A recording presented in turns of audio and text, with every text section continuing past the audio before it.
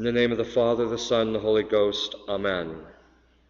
We now come to the last sermon which I'm going to give on modesty. St. Thomas also says that modesty is equal to a pure and stable authority. In other words, modesty is the virtue by which we approach an authority in a proper and a refrained manner. The reason we approach an authority at a proper and refrained manner is because all authority is from God. And so if we slight the authority, we are in fact slighting God. It is a matter of reverence and how much respect we give, and this degree of respect we give depends upon the degree of authority. The moderation of our external actions and behaviors requires us to have external reverence for authority in our actions, and we should show respect and deference in their presence. Part of modesty is the virtue of silence. This is not just a matter of not talking unnecessarily, people chattering on and on and on. In fact, one of the ways that people actually disrespect the priest is they'll call up and they'll just start talking. And it's okay for people to explain their situation, but in a rather lengthy discussion, the priest might have said one word, and then, of course, they're done. In fact, one time a priest in the fraternity was so busy, but he was still stuck answering the phone, so he would answer them in case it was an emergency.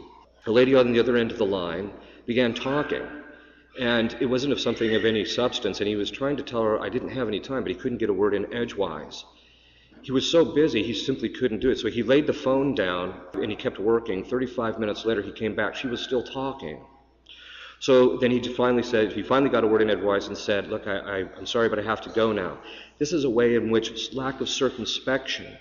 When you're around someone of authority, you normally keep your peace unless there's something necessary to say.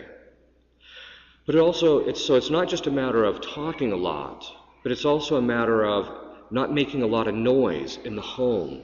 And this is one of the reasons why I usually tell people to try and get away from watching a lot of television, because the television disrupts the peace and the quiet within the home, and therefore it vitiates against working on the virtue of silence. There are reasons why monasteries are quiet, and this is in order to foster a contemplative atmosphere, and we should do the same thing within our homes, so that it's easy for people to quickly turn to prayer, rather than being distracted by what's on television or something of this sort. But silence is a sub-virtue to modesty, because through silence the person regulates their externals, and so the person doesn't make any noise that is unnecessary, and therefore does not draw undue attention to himself. The lack of silence sometimes is the result of the vice of singularity, and you see this even in prayer. You have to avoid singularity when you're praying with a community, because of the fact that some people pray too loudly, so they dominate everybody. And here we're not talking about the person leading it, but we're talking about somebody who's just sitting in the pew. They'll pray so loudly that you can't even distinguish any of the voices of anyone else. And very often, because they're so loud, they're not paying attention to anyone around them, so they're at a different pace. So what you end up hearing is this kind of cacophony in the church. And so what's the moral of the story? Don't draw attention to yourself in this fashion.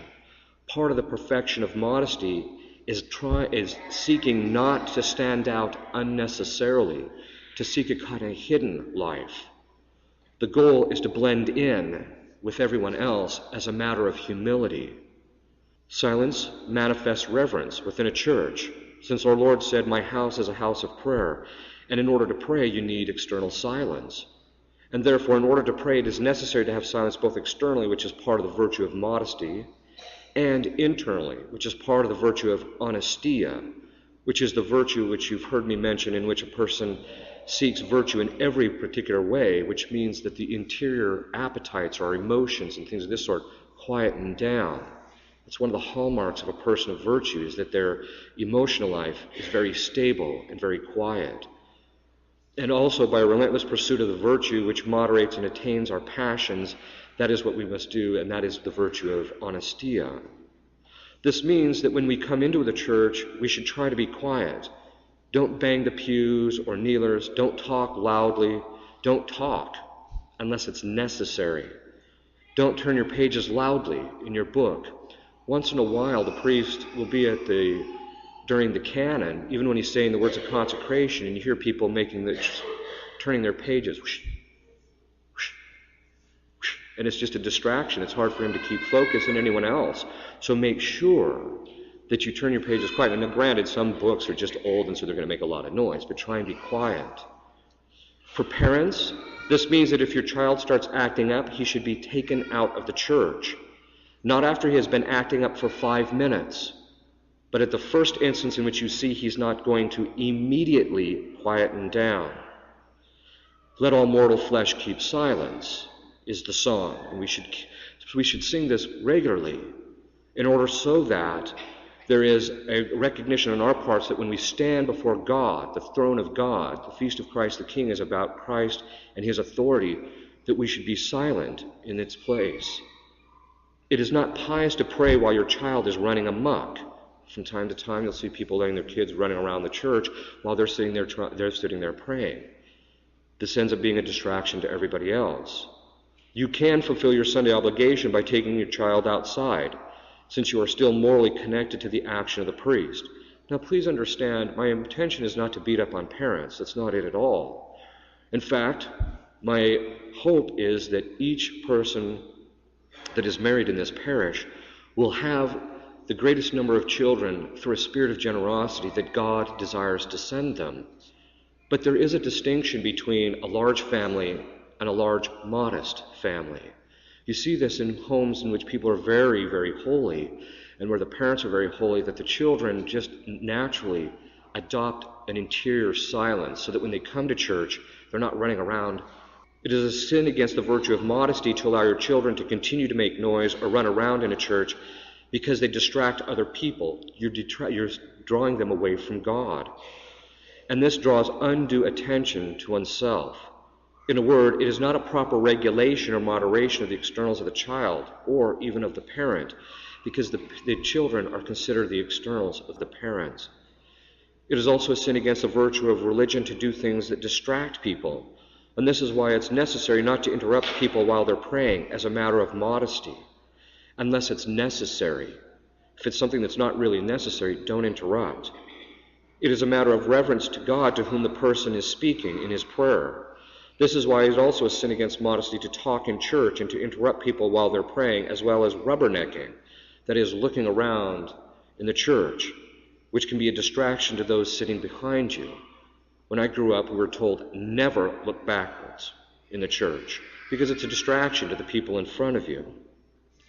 Now, that doesn't mean that you can't look up at the various pictures and the various statuary in order to inspire you, but it should be a matter of not trying to distract people. The church is not a play station either. Children need to learn from the youngest of age how to behave in church. And I've seen many children who are 2 or 3 years of age being quiet and quite orderly within the church. So it is possible.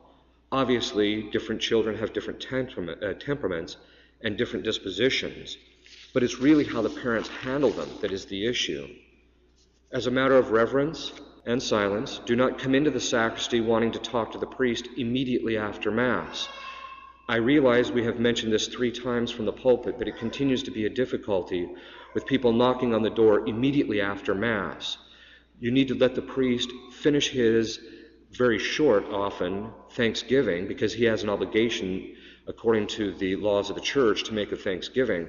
And so it interrupts that, and he just came from Mass, and so it disrupts his disposition, his meditation. It is a common annoyance that the priest is unvesting. So when he's doing that, and so he's just got done offering Mass, and yet somebody wants to come and talk about the holes in the concrete outside, or the fact that the paint's peeling off a window in the basement. And you're just like, look, this isn't the time or the place for it. While in the sacristy, silence should be observed, and one should only speak if he is spoken to by the priest, or if there is some true need to talk. And even then, it should be done quietly so as not to disturb the other servers. Sometimes people will be talking so loudly in the sacristy, you can hear it out into the congregation, and it distracts people.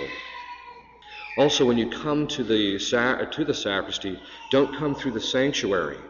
You should have a certain reverence for the sanctuary. It's a sacred place, so don't enter it. Go through the side door or kneel at the communion rail. If you kneel at the communion rail after Mass, the servers will observe you, and the priest normally will check out here to see if someone's here, and then he can tend to what you need once he's done investing. Or if you come to the side, wait at the door, because he's got to lock the door, he's got to come out that way anyway, and so he will see you. The interior and exterior silence is manifested indirectly by women who always wore veils in the church as an act of modesty, insofar as the veil was an outward sign to others that the beauty of the woman was not the object of consideration during this most sacred event. That is, men were to practice custody of the eyes and interior silence by not looking upon or thinking about the earthly beauty of women. Now, this interior silence is making sure that one's emotions or interior appetites don't rise up but remain quiet, because a person can't raise through the levels of prayer if there's a lack of interior quiet. It was also, that is, the veil was a sign to the woman of her need of humility. Insofar as the Mass is not about her, people's attention should not be directed to her, but to God alone. And so in a certain humility, she would hide behind the veil to take herself out of people's line of sight, or out of attention, so to speak. The silence in connection with these other externals of the faithful associated with the old rite of Mass begets in others a profound sense of the sacred.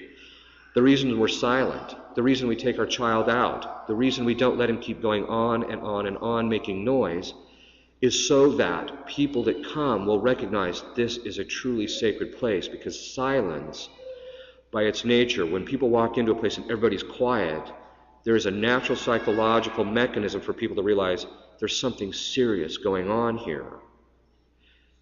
We are approaching God, the God who could destroy us in a single act, the God who could condemn us to eternal punishment, and therefore we must approach in reverence, in awe, in silence, in word, in modesty.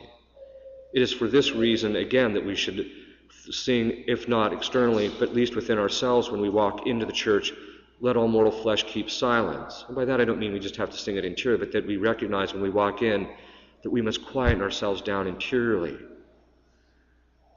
We conclude this series of homilies on modesty by once again reflecting upon Our Lady's profound reverence for the authority of St. Joseph, which is also part of the virtue of modesty, in which women respect the authority of their husbands.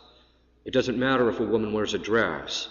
If she is derogatory and difficult to her husband, she does not have modesty. And therefore they should turn to Our Lady, who is the perfect example. She excelled St. Joseph in virtue. She was an exceptionally intelligent woman, but she was silent. And how do we know this? Because the only time she ever spoke in Scripture is when it had its due place. And in relationship to St. Joseph, there's nothing in Scripture in which there's nothing that indicates that she spoke. And what did she do when she stood at the foot of the cross? She said nothing. She suffered in silence. And in the same manner, when we attend Mass, which is the reenactment of the Calvary sacrifice, we ought to be like Our Lady, in silence, both externally and interiorly. May Our Lady make us modest through grace. In the name of the Father, the Son, and the Holy Ghost. Amen.